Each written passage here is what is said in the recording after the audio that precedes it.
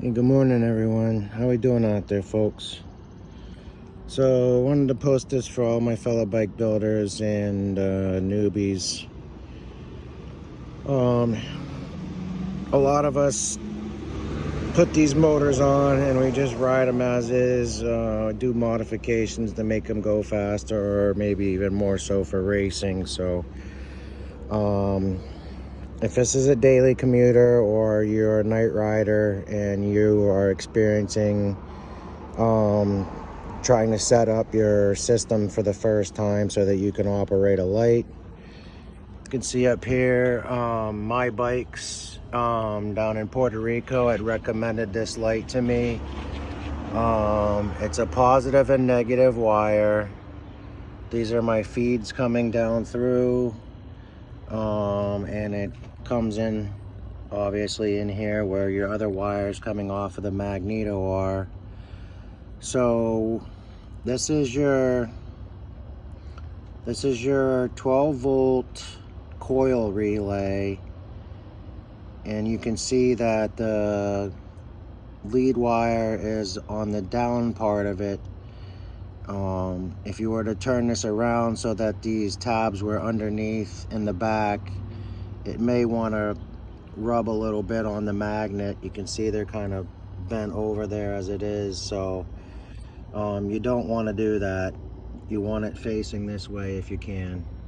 Now that being said, if you wanted to run a 12 volt CDI with a regulator, you could switch this out. That would be another discussion, but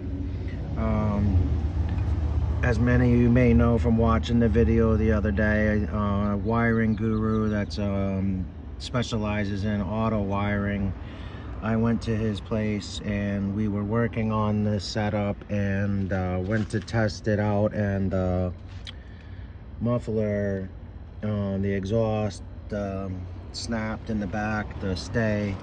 So I had to hurry up and come back to the shop and have my good friend Jared, who's a Porsche collector, wire that or weld that for me, and then he just ended up finishing the wiring up because I had to get to work. So long story short, all that explanation, the CDI is on a separate unit. You have your kill switch engaged, and this 12 volt stator is separate from the system.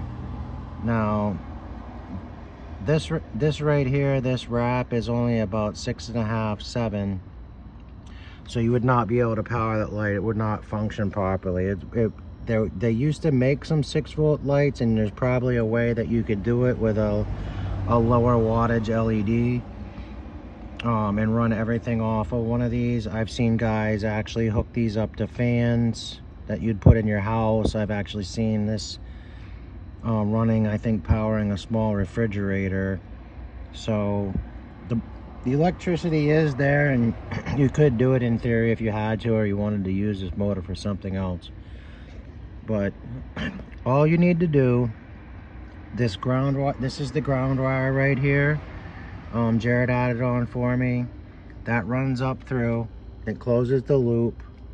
This is your hot wire, your feed wire, and that comes to the other side. And you could also add another ground, either from here or from here maybe, and then just have a little slice cut right here. You could go to this bolt if you wanted to, but the fact that you have a gasket here separates the base from the top, so in theory there should be no jump. So you could go right to the back here. So if you just had a little wire running down into the case, if you wanted to run a second ground wire for whatever reason, it probably isn't necessary with this small motor, but it is something that you could do if you wanted to attempt it. All right, so I just wanted to give you guys a visual reference on how to do this. There's not really too much information out there on how to wire up a bike for lights. That's safe, sure bet. Now, if you wanted to add an on and off switch, this light is just running continuously. What you would do is you would take and you would cut your black wire, and you would find a little switch that has two diodes or two leads coming off of it, and you would put one lead to each side, and that would close the loop back up, and then you'd have your on and off toggle. All right, Godspeed, friends.